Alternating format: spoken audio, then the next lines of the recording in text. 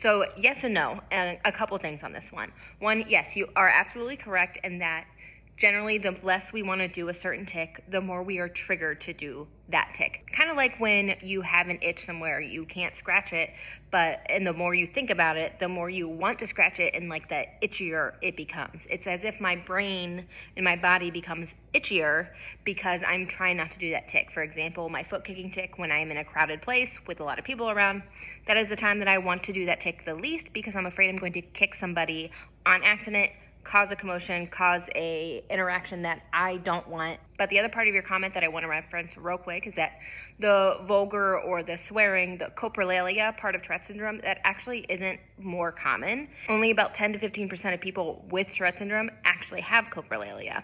However, I am not saying that to downgrade anybody that does have it, because living with it is incredibly difficult. It's not a joke. I'm not saying you said that, but it's not as funny as the television wants it to be.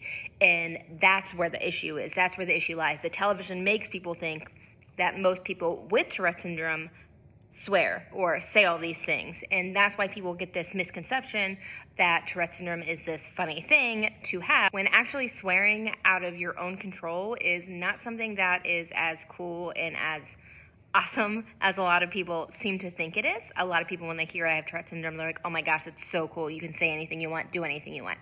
Not the case. People with Tourette syndrome get kicked out of places, ridiculed, mocked, not believed, not given the resources they need, accommodations, whatever it might be. So absolutely, the more that you don't want to tick, the more that it tends to happen. However, that doesn't necessarily mean that makes it more common for people to have it. It can just make the ticks a lot worse. And that is why I always say that the best thing that you can do for somebody with Tourette syndrome is give them a safe place to tick and just continue on like nothing is happening. Unless something gets to a dangerous point, obviously. Then ask if the person needs help before you insert yourself.